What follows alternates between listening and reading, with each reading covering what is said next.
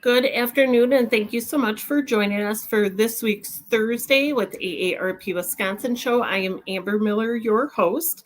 And before we get to our guest today, of course, I'd like to make a couple announcements. So please make sure to check out the AARP Wisconsin website for information on upcoming events, whether they're in person or virtual. You can find information about volunteering, about the upcoming election. It really is probably your one-stop, or I hate that term, but one catch-all for everything related to AARP. One-stop shop was what I was looking for. So please make sure to check out there. And with that, voter, of course, we have an election coming up November 8th. So there's a couple different ways that you can connect with AARP to receive the most up-to-date information about the election. So the first way to do it is you can text WI Votes, so WIVOTES, on your smartphone to 22777. And when you do that, you're going to get a link from AARP just to verify that you did indeed text us. And then you're going to receive the link with that you can click to go to a special website about information, once again, about the election, information about your polling place, what you need to bring when you vote. And if you do not have a smartphone, or if your choice is to do it on your laptop or desktop, you can actually just go to aarp.org/WIVOTES. And once again, that'll take you to the same website with such great information. It is updated very frequently. So this would be a really great way for you to stay connected with us during the election. If you are interested in joining the AARP Wisconsin volunteer team, we'd love to have you. So if you're interested in learning more, you can go to the website below, which is aarp.org/I want, the number 2. So I want to volunteer. If you go to that website, you'll see the opportunities available, and then also they're both in person and virtual. And then you can actually fill out an online application, which gets sent to the AARP Wisconsin office, and one of our team members will be in touch with you. So if you're looking for some fun and interesting things to do around outreach, fraud, and advocacy and more, please go to the website below. So even though it's almost the end of September, September is actually National Preparedness Month. And I was just talking to our guest today beforehand of National Preparedness Month should be every month. So even though this is toward the end of the month, I think it's really good to start being prepared for the unknown. So I'd love to introduce you to Becky Tiles with the Red Cross of Wisconsin. Hello, Becky. Good afternoon. Good afternoon. So Becky, I know we've had you on the show before, and we're really big on, of course, being proactive, not reactive. So why don't you tell us a little bit about what National Preparedness Month is, and how does Red Cross get involved with that? Boy, this couldn't be more timely with the hurricane beating down on Florida and up the East Coast. This really rings true. Because the emergencies can happen, anytime, without warning, maybe with warning. You had, this particular one had a warning.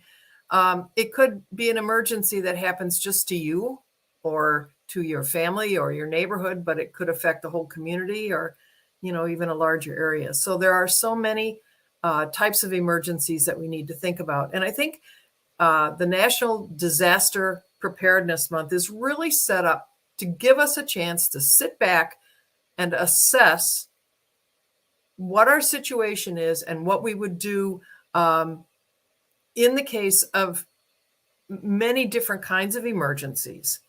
Be proactive, be alert, be thoughtful. What are the types of things that you need to be ready for? So I agree. Disaster preparedness should be all year long, but it's nice to have a little focus here in the month of September and just take some time to look at it. And Becky, I know we were talking about the current hurricane or tropical storm down in the Florida area. And since we're in Wisconsin, obviously we don't have to deal with hurricanes. So sometimes I know we're like, ooh, a sigh of relief. But what are some disasters or some things that maybe we should be prepared for that maybe we're not thinking of? Right. You really want to anticipate what your needs might be. They lessen your chances of being hurt or being impacted by the disaster, and hopefully help your recovery. So what are those things? The obvious ones are fire, and winter storms. Power outages are really tough. We can talk more about that. Flooding, if you're in an area that floods, by rivers that have a history of flooding. Think about other types of things. Like, I mean, we got scary things now, like cyber attacks and civil unrest, that can be real emergencies, or just a personal emergency in your own home. So there's a lot of different conditions that can cause you to have an emergency situation. They can be long-term, they can be short-term. So there's a lot of things people can be looking at. And Becky, for our viewers right now, what would some advice be?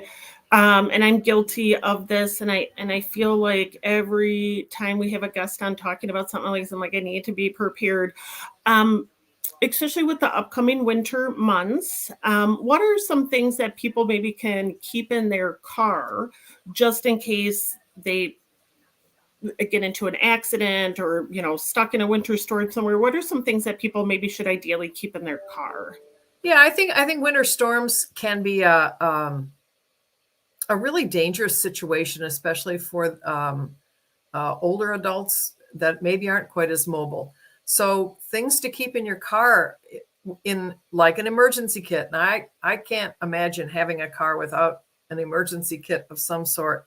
Some kind of way to alert other people, whether it's the white flag, I mean, there's no antenna, but wave the white flag, have extra blankets, have an extra pair of socks or a pair of boots in the trunk, and a shovel, one of those fold up shovels that can go in your trunk.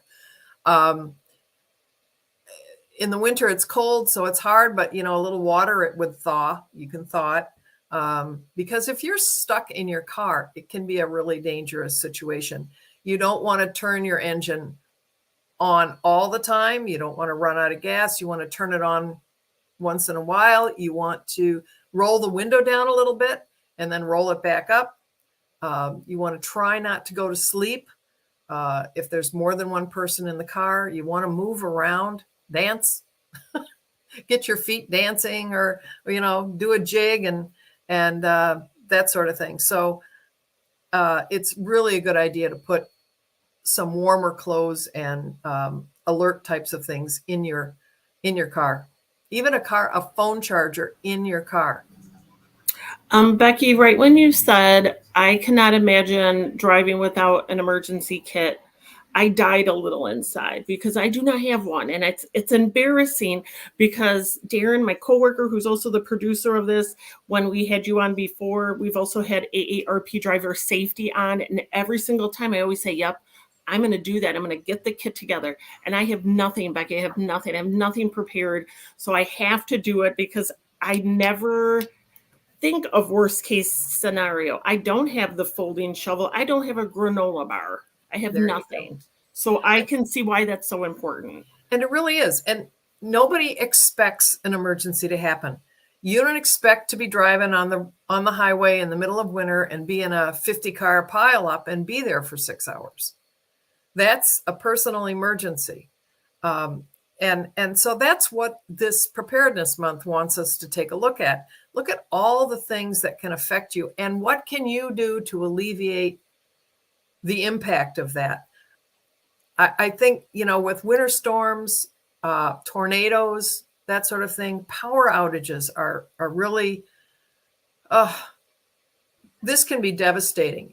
And you need to take a look at your own situation. Do you have machines that need power?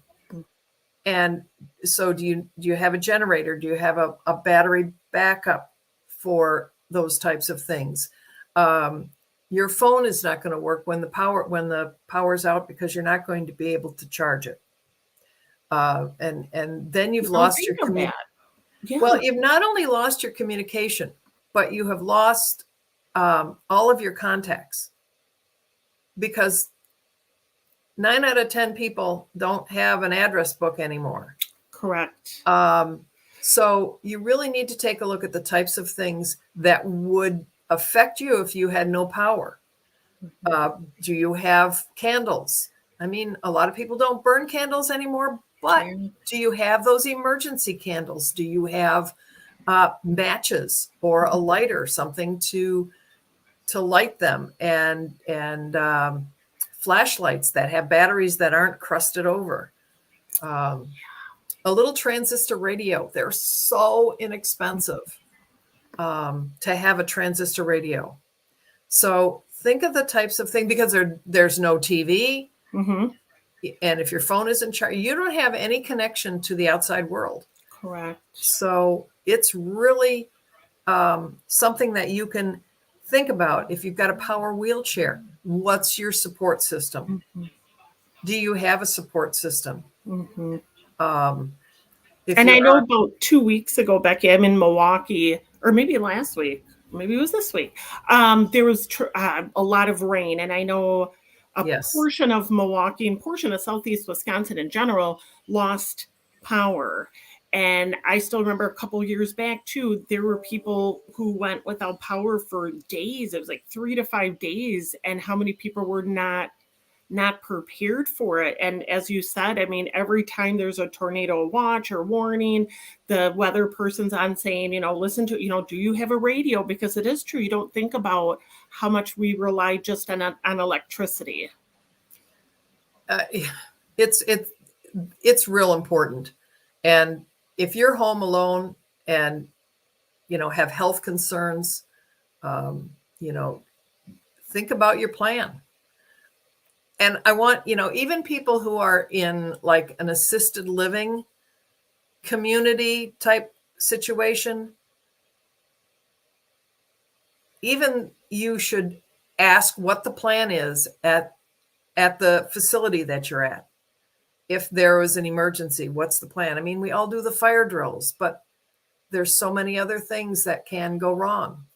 And the families should ask for their people who are in situations like that. What is the plan if the power goes out? What do you guys do? So, and Becky, what would you recommend for people who don't have a plan if there was a fire in their house? I know the American Red Cross does just amazing outreach and education, but what advice would you give to somebody who's watching this now thinking, yeah, what if I did have a fire? How could I prepare to get out, or what should I have, readily available? So if you could talk a little bit about that.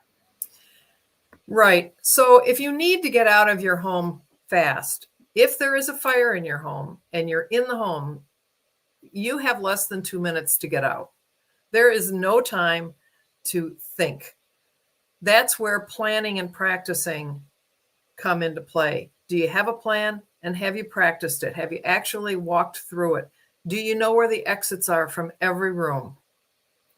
Do you know how to get out of your house? Do you have a meeting place for your family outside so that you can regroup? Have a go bag. Is it right by the front door? Put it someplace, and hope that you can get to it, and what should you put in there?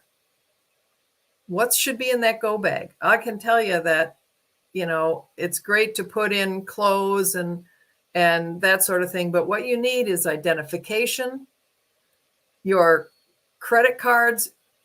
You don't need the credit card necessarily, but you need the number.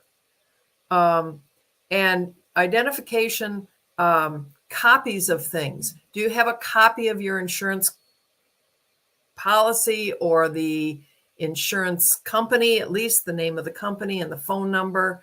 these things can be written down. So keys to the cars, an extra charger for your phone. Those are the types of things that can go into your Go kit. Mm-hmm. The other thing that if it's a fire, if it's a big emergency, it's really a good idea to have a picture of your family, a recent picture. Now, it's great if it's on your phone, but if your phone's in the back bedroom and you're leaving and you don't get that phone out, you don't have those pictures. What about a printout of your family? Just throw one in that Go kit. What about if you are a caregiver and you are going to try to help a person, you should have a picture of yourself with the person that you help. So it helps in identifying people. So, and a list of your contact phone numbers. And Again, you're so right, Becky. I probably know one phone number that I have memorized, and we used that to know right all there. of them, but Correct. Yeah. No, not nowadays. We do rely on our cell phone, and also too, if somebody does, write down phone numbers, and if it's in your house, if you're trying to get out due to a fire, that would be nice to, carry some of that information off site. Becky, what are some of the resources, websites that you would recommend our viewers go to for additional resources and information? oh, there are with the internet these days, there is so much information out there. And if you can, you just search for disaster preparedness, what to do to prepare for a disaster. There are so many things out there, but obviously the redcross.org is one of our big pushes. I see the link for the older adults. There are some wonderful things for older adults at redcross.org, older adults. There's ready.gov has also some good plans for us to put into place. The CDC .gov, the public health part of that also has good information. I know our AARP.org has put together some wonderful tools for people to use. And there's FEMA, and there's other ones too that you can use. Plus, there's apps you can put on your phone. I know that the Red Cross has a number of emergency apps. They have weather apps, and it doesn't matter whether you use Red Cross or AARP or exactly which of the services you use, but you can put those apps on your phone. You can be connected with local emergency alert systems. There's alert systems that maybe in your community would send you a text message if there was a tornado, or send you a text message if there was a power outage, and that sort of thing. So there's lots of places that you can go to have the resources that you need in case of emergency, and also to find lists of things that can help you to be prepared, to be proactive in being ready for these things, because you just don't know when something's going to happen. Nobody expects to be in an emergency situation. Even a car accident, something as simple as that, can be a disaster for you. Absolutely. So.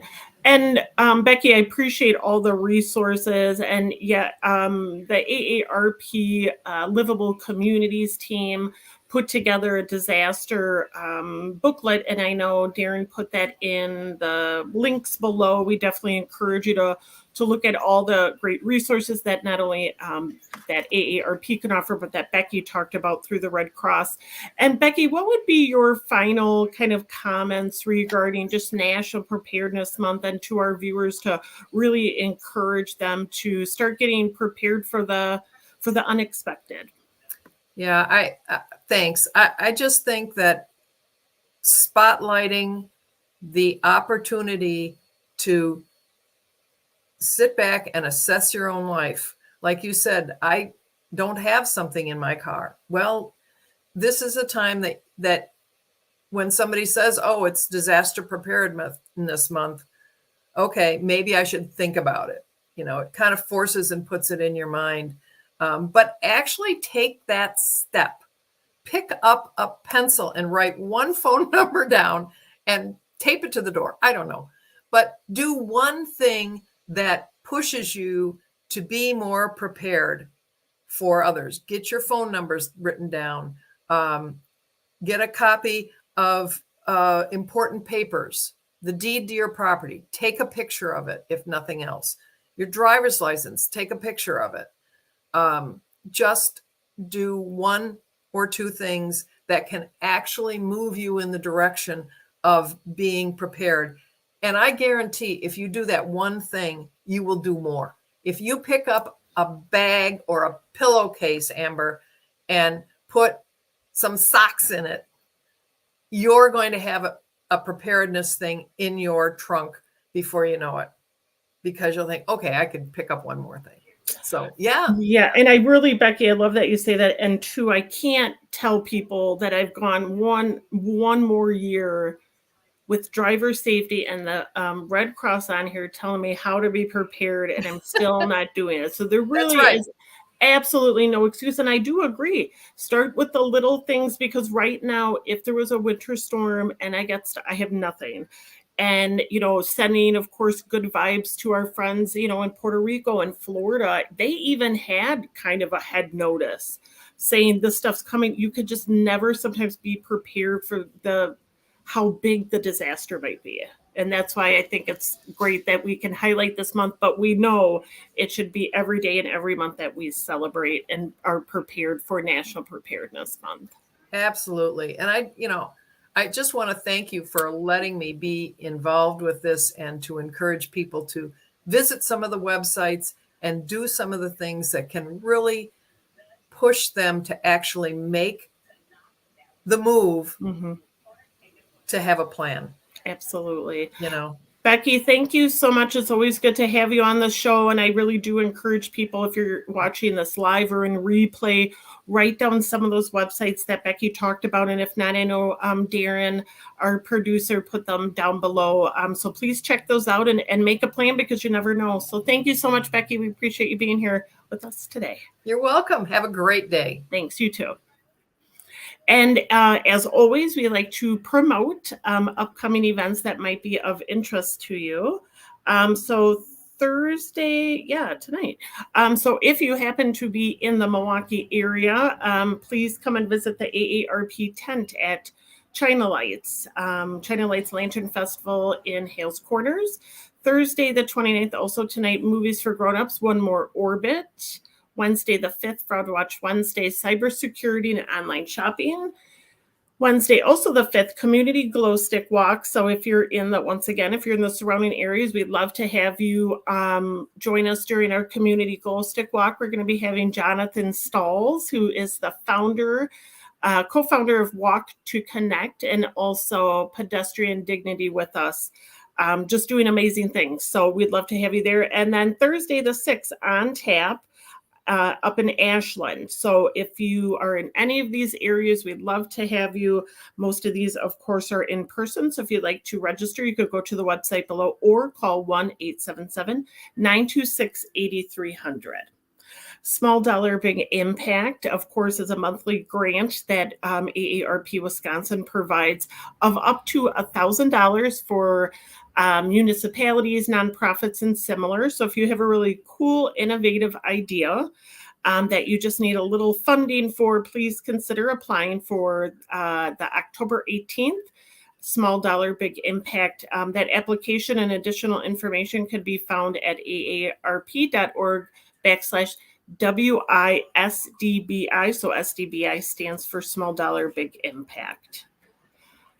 And one other announcement. So today actually will be, or this week will be, our last show of the year. So we're actually going to take the next couple of months off, and you'll see us again in the new year, which is not even that far away when you think about it. But we'd love to hear your feedback on the show. We're going to be maybe revamping it a little bit because we want to bring information that will affect you, whether it's livable communities, advocacy, volunteering.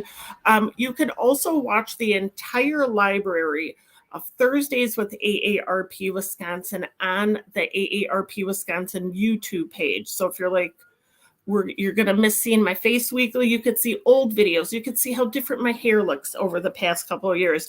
But we will definitely be back in 2023, stronger than ever, bringing you valuable information like what we had today about National Preparedness Month. So we so appreciate you joining us. We look forward to seeing you back here in the new year. We wish you a great remaining of the year, and always feel free to reach out to the AARP Wisconsin staff. We'd love to hear from you. So until then, I hope you're safe and hope you have a great remaining of your 2022, and we look forward to seeing you in 2023.